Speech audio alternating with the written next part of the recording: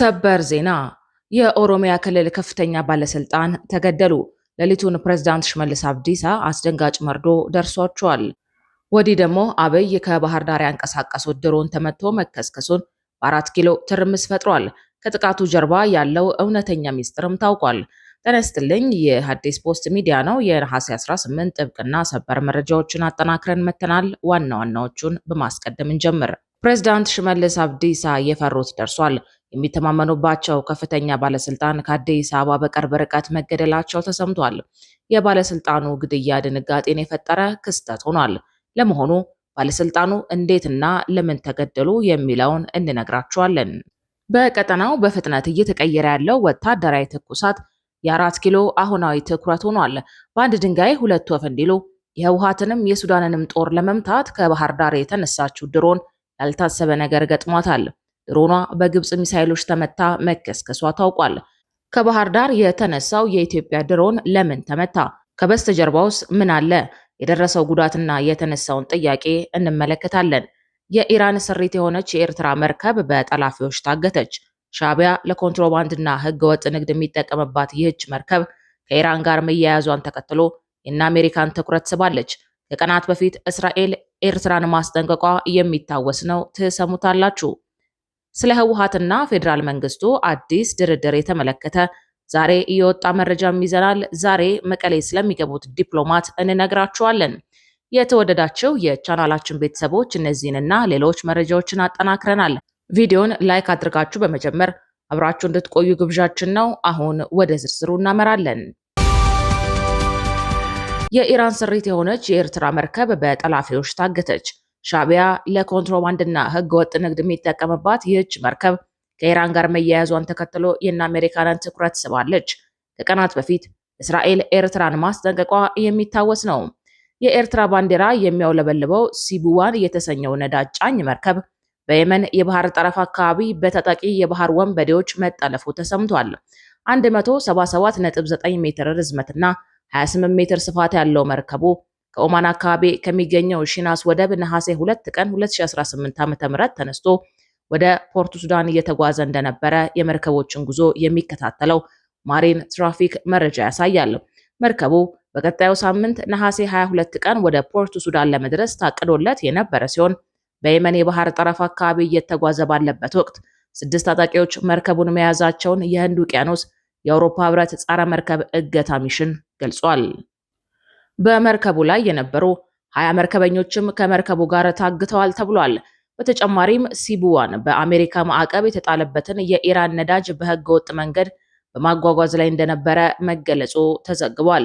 በኢራን ታጣቂ የባህር ላይ ዘራፊዎች ከየመን አልሙካላ የወደብ ከተማ በስተምስራቅ 136 ማይልስ ርቀት ላይ በኤደን ባህረ ሰላጤ የተጠለፈችው ይህች መርከብ በኤርትራ ባንዲራ የምትንቀሳቀሰውና ሲቡዋን የሚል ስያሜ እንዳላት ጠቅሰው የተለያዩ መገናኛ ብዙሃን እንደዘገቡት መርከቧ የኢራንን የነዳጅ ማዕቀብ ለመሸሽ በሚደረግ ድብቅ የእንቅስቃሴ መዋቅር ወይም ሻዶ ፍሊት ውስጥ የምትንቀሳቀስ መሆኗን ተከትሎ ዜናው አሜሪካንን ጨምሮ በሀያላን ሀገራት ዘንዳ ከፍተኛ ትኩረትን ስቧል። የኤርትራ ሰንደቅ ዓላማ ከፊት እያሳየች በየመን ጠረፍ አቅራቢያ በባህር ወንበዴዎች ታግታ ወደ ሶማሊያ ጠረፍ የተሰደደችው ይህች መርከብ የኤርትራ አገዛዝ በቀይ ባህር ቀጠና ላይ የሚከተለውን ህገወጥና አደገኛ አካሄድ በአደባባይ ያጋለጠ እንደሆነም እየተገለጸ ነው። ሞሳድ ኮመንታሪ የኤርትራ መንግስት አክራሪና የእስልምና ኃይሎችን በማሰልጠንና በማስታጠቅ እንደተሰማራ የሱዳን የእርስ በርስ ጦርነት በማቀጣጠልና በምስራቅ አቅጣጫ በተለያዩ ብሔሮችን በማደራጀት መጠመዱን ጠቅሶ ሪፖርት ካወጣ በኋላ የተሰማው የመርከቧ ሚስጥር ለኤርትራ መንግስት መዘዝ ይዞ እንደሚመጣ የተለያዩ ምንጮች እያስታወቁ ነው። ፕሬዝዳንት ዶናልድ ትራምፕ የኢራን ህዝብ በግሽበትና በኑሮ ውድነት ከፍተኛ አጣብቂኝ ውስጥ መግባቱን ጠቅሰው ኢራንን በኢኮኖሚ ይበልጥ ለማሽመድመድ ሌላ የከረረ ማዕቀብ ለመጣል መዘጋጀታቸውን ይፋ ባደረጉበት ማግስት ኤርትራ ለኢራን በስውር የነዳጅ ንግድ እንደምታሳለጥ ይፋ መሆኑ ሌላው ለዜናው መጦዝ ምክንያት ነው። በመርከቧ ላይ 20 የሰራተኞች ቡድን የነበሩ ሲሆን ከነዚህ መካከል 16 ህንዳውያን እንዲሁም የሶሪያ፣ ሱዳንና ኢራቅ ዜጎች ይገኙበታል ተብሏል።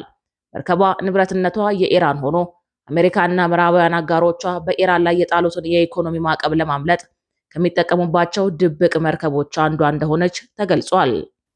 የነዳጅ መርከቧ ከተለመደው የባህር ላይ የደህንነትና ኢንሹራንስ ሽፋን ውጪ በመንቀሳቀሷ ለዘራፊዎች ቀላል ኢላማ እንድትሆን አድርጓታል። ይህ ክስተት በኤደን ባህረ ሰላጤና በቀይ ባህር አካባቢ እየተባባሰ የመጣው አለመረጋጋት የሶማሊያ ባህር ላይ ዘራፊዎች ዳግም እንዲያንሰራሩ ምቹ ሁኔታ መፍጠሩን እንደሚያሳይ ዘገባዎች አመልክተዋል። መርከቧ የተለመደውን መደበኛ የደህንነትና ኢንሹራንስ ሽፋን የማትጠቀመው ምስጢራዊነቷን ለመጠበቅ ይሁን ለሌላ የተገለጸ ነገር የለም። የኤርትራ መንግስት ለእንደዚህ አይነቶቹ ማዕቀብ የተጣለባቸውን የኢራን መርከቦች የራሱን ባንዲራና ከለላ መስጠቱ የአስመራው አገዛዝ ከበስተጀርባ ከኢራን መንግስትና ከየመን ሁቲ ታጣቂዎች ጋር የዘረጋውን ምስጢራዊ ግንኙነትና ሽርክና ቁልጭ አድርጎ እንደሚያሳይ ዜናውን ተከትሎ አስተያየት እየተሰጠ ነው። መርከቧ በየመን ሁቲ አማጽያን ቁጥጥር ስር ወደሚገኘው የራስ ኢሳ የነዳጅ ተርሚናል ተደጋጋሚ ጉዞዎችን ታደርግ እንደነበረ የባህር ላይ የደህንነት መረጃዎች ማመልከታቸውን ቀደም ሲል የተሰጠውን አስተያየት የሚያጠናክር ሆኖ ተገኝቷል። በቀጣይ መረጃ በመቀሌ ዛሬ አንድ ክስተት ይጠበቃል። የአፍሪካ ህብረት ከፍተኛ አደራዳሪዎች ከህወሓት ከፍተኛ አመራሮች ጋር ይገናኛሉ። ህወሓት ድርድርን እንደ ጊዜ መግዣ መጠቀሙን ቀጥሎበታል። ጀነራል ምግበይ በበኩላቸው ሳይቀድሙን እንቅደማቸው ሲሉ መቀሌን ጨምሮ በሁሉም የክልል ከተሞች የድሮን ቅኝቶች ተጠናክረው ቀጥለዋል። በዚህ ህወሓት ሰራዊቱን እያሸሸ ከሲቪሊያን ጋር እየቀላቀለ መሆኑ ተነግሯል። የፕሪቶሪያው የሰላም ስምምነት በዋናነት ያደራደሩት የአፍሪካ ህብረት ልዩ መልእክተኛና የቀድሞ የናይጄሪያ ፕሬዝዳንት ኦሉሴጉን ኦባሳንጆ አዲስ አበባ መግባታቸው ይታወቃል። ኦባሳንጆ አዲስ አበባ የገቡት ከህወሓት በኩል ለአፍሪካ ህብረት የቀረበውን የመልጃና የድርድር ጥያቄ ተከትሎ መሆኑ ታውቋል። ኦባሳንጆ አዲስ አበባ ከገቡ በኋላ ከአፍሪካ ህብረት ከፍተኛ ኃላፊዎች ጋር በመሆን በአዲስ አበባ ከህወሓት አመራሮች ጋር ተገናኝተው የመጀመሪያ ዙር ምክክር ማድረጋቸውን የመረጃ ምንጮች ጠቁመዋል። ይህንንም በአዲስ አበባ የተደረገ ውይይት ተከትሎ ኦባሳንጆ ነገ ወደ ትግራይ ክልል ርዕሰ መዲና መቀሌ እንደሚያቀኑ ይጠበቃል። በመቀሌ ቆይታቸውም ከህወሓት ጀነራሎች እንዲሁም ከድርጅቱ ከፍተኛ ባለስልጣናት ጋር ተገናኝተው በወቅታዊ ጉዳዮች ላይ ሰፋ ያለ ውይይት እንደሚያደርጉ ተነግሯል።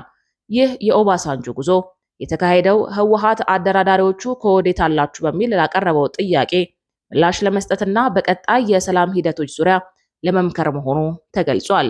ይህ በእንዲህ እንዳለ ህወሓት መቀሌን ጨምሮ ከተለያዩ ከተሞች ታጣቂዎቹን እያሸሸና ከሲቪሊያን ጋር እየቀላቀለ መሆኑ ተሰምቷል። ቡድኑ ይህንን እያደረገ ያለው ከድሮን ጥቃት ለመሸሽ እንዲሁም የፌዴራል መንግስቱ ንጹሐንን በድሮን እየገደለ ነው የሚል ክስ ለማቅረብ እንደሆነ ተነግሯል። አሁንም በተለያዩ የትግራይ ከተሞች የድሮን ክትትሉና ቅኝቱ ቀጥሏል። ከዚሁ ጋር ተያይዞ የትግራይ ክልል ባለስልጣናት የመቀሌውን ዋና የአሸንዳ በዓል አከባበር በድሮን ጥቃት ስጋት ምክንያት ቢሰርዙትም በትግራይ የሚገኙ ሴቶችና ልጃገረዶች በኤርትራ ድንበር አቅራቢያ የሚገኙ አካባቢዎችን ጨምሮ በተለያዩ የክልሉ ክፍሎች በዓሉን በማክበር ላይ እንደሚገኙ የክልሉ ሚዲያዎች ዘግበዋል። በትግራይና በኤርትራ ድንበር አካባቢ በተካሄደው በዓል የትግራይ ነዋሪዎችና ከጎረቤት ኤርትራ ሰንአፈ ንዑስ ዞባ የመጡ ኤርትራውያን በጋራ ተገኝተዋል። ድምፂ ወያነ ባስተላለፈው ዘገባ መሰረት የጉልህ መዳ ወረዳና የዛላምበሳ ከተማ ነዋሪዎች በኤርትራ አንበሰተ ገለባ፣ ሰርሃ፣ እምባብድሃን፣ ኮሆባይ፣ እንዳሹም፣ ሽመዛናና ከሌሎች የሰንአፈ ክፍሎች ከመጡ ኤርትራውያን ጋር በመሆን በዛላምበሳ ከተማ በዓሉን በጋራ አክብረዋል። በዛሬው ዕለት በበዓሉ ላይ የተገኙት የምስራቃዊ ዞባ ምክትል ዋና አስተዳዳሪ አቶ ኃይላይ ገብረ ማርያም ባደረጉት ንግግር በትግራዮችና በኤርትራን መካከል እየተካሄደ ያለው ቀጣይነት ያለው ግንኙነት በሁለቱም የድንበር ወገኖች ለሚገኙ ማህበረሰቦች ሰላምን፣ ልማትንና ደህንነትን የሚያገለግል መሆን አለበት ብለዋል። አክለውም ሁለቱ ህዝቦች የጋራ ታሪክ፣ ባህልና ቅርጽ ያላቸው ከመሆኑም በላይ የተሳሰረ መጪ ዕድል እንዳላቸው ገልጸዋል። የበዓሉ ተሳታፊዎች በሁለቱም ወገን ያሉ ማህበረሰቦች በፖለቲካዊ ውጥረቶች ምክንያት ከባድ ዋጋ መክፈላቸውን ገልጸው አሁን የተጀመረውን የሰላም ሂደት ማጠናከርና ትብብርን ማስፋፋት እንደሚገባ ጥሪ አቅርበዋል። ፕሬዚዳንት ሽመልስ አብዲሳ እየፈሩት ደርሷል። የሚተማመኑባቸው ከፍተኛ ባለስልጣን ከአዲስ አበባ በቅርብ ርቀት መገደላቸው ተሰምቷል። የባለስልጣኑ ግድያ ድንጋጤን የፈጠረ ክስተት ሆኗል። ከአቶ ሽመልስ አብዲሳ ጋር የቅርብ ግንኙነት እንዳላቸው የሚነገርላቸው የደራ ወረዳ አስተዳዳሪ መገደላቸው ተሰምቷል። ዋና አስተዳዳሪው የተገደሉት ነሐሴ 17 2018 ዓ.ም አመሻሽ ላይ በተፈጸመባቸው ጥቃት መሆኑን ሆርን ፍሪኩዌንሲ ከአካባቢው ምንጮች ሰምቷል። ተፈራ መንገድ ላይ በነበሩበት ወቅት ደፈጣ በጣሉ ታጣቂዎች በጥይት ተመተው ክፉኛ ከቆሰሉ በኋላ ለህልፈት መዳረጋቸው ተጠቁሟል። ዋና አስተዳዳሪው የተገደሉት ራሱን የኦሮሞ ነጻነት ሰራዊት ብሎ የሚጠራው ወይም በመንግስት አጠራር ኦነግ ሸኔ ተብሎ በሚታወቀው ታጣቂ ቡድን ሳይሆን እንዳልቀረ ከአካባቢው ያገኘነው መረጃ ያመላክታል። ታጣቂ ቡድኑ ግድያውን እንደፈጸመው መረጃ መሰራጨቱን የአካባቢው ምንጮችም ጨምረው ተናግረዋል። በታጣቂዎቹ ጥቃት ከዋና አስተዳዳሪው ውጪ በሌሎች ሰዎች ላይ የደረሰ ጉዳት የለም ተብሏል። የዋና አስተዳዳሩ ግድያ በአካባቢው ድንጋጤ መፍጠሩ የተጠቆመ ሲሆን በወረዳው የተሰማራ መከላከያ ሰራዊት ታጣቂዎችን ለማደን መንቀሳቀሱ ተገልጿል። ስለ አመራሩ ግድያ ይህ ዘገባ እስከተጠናቀረበት ሰዓት ድረስ በመንግስትም ይሁን ጥቃቱን በፈጸመው ታጣቂ ኃይል በኩል የተባለ ነገር የለም። በሸዋ ቀጠና በተለያዩ አካባቢዎች የሚንቀሳቀሰው የታጣቂ ቡድን በተደጋጋሚ አመራሮች ላይ ግድያ መፈጸሙ ይታወሳል። በደራ ወረዳም እስከ ወረዳው መቀመጫ ከተማ ጉንደ መስቀል ድረስ ዘልቀው በመግባት በተደጋጋሚ ጥቃት ሲፈጽሙ ቆይተዋል ተብሏል። በመጨረሻም በቀጠናው በፍጥነት እየተቀየረ ያለው ወታደራዊ ትኩሳት የ4 ኪሎ አሁናዊ ትኩረት ሆኗል። በአንድ ድንጋይ ሁለት ወፍ እንዲሉ የህወሓትንም የሱዳንንም ጦር ለመምታት ከባህር ዳር የተነሳችው ድሮን ያልታሰበ ነገር ገጥሟታል። ድሮኗ በግብጽ ሚሳኤሎች ተመታ መከስከሷ ታውቋል። ከባህር ዳር የተነሳው የኢትዮጵያ ድሮን ለምን ተመታ? ከበስተጀርባው ምን አለ የሚለውን ጥያቄ በተመለከተ ዝርዝር መረጃ ወጥቷል። የሱዳን መከላከያ ሚኒስቴርና የጦር ኃይሉ የኮማንድ ፖስት ከኢትዮጵያ ድንበር አቋርጣ ወደ ጥቁር አባይ ክልል ወይም ብሉ ናይል ኩርሙክ ወይም ዳንድሮ አካባቢ የገባች ስትራቴጂካዊ ድሮን ተመቶ መውደቁን አስታውቀዋል። የሱዳን የድሮን ክስተት ከጸጥታው ምክር ቤት ውይይት ጋር ተያይዞ ጥያቄ አስነሳ። በሱዳን የአየር ክልል ላይ ኖፍላይ ዞን ሊቋቋም ይችላል የሚለው ጉዳይ በተባበሩት መንግስታት የጸጥታው ምክር ቤት ነገ ሊነሳ ይችላል ተብሎ በሚጠበቅበት ወቅት የሱዳን ጦር ወይም ሳፍ ዛሬ ከጎረቤት ሀገር አቅጣጫ ወደ ሱዳን የገባ ድሮን መጥቶ መጣሉን መግለጹን የክስተቱን ጊዜ አጠራጣሪ አድርጎታል። የክስተቱ ጊዜ በተለይም ከነገው የዲፕሎማሲ ውይይት ጋር በማያያዝ የጀነራል አብዱል ፈታህ አልቡርሃን አመራርና ሳፍ በሱዳን የአየር ክልል ላይ የውጭ ስጋት እንዳለ ለማሳየት እየሞከሩ ሊሆን ይችላል የሚል ጥርጣሬ አስነስቷል።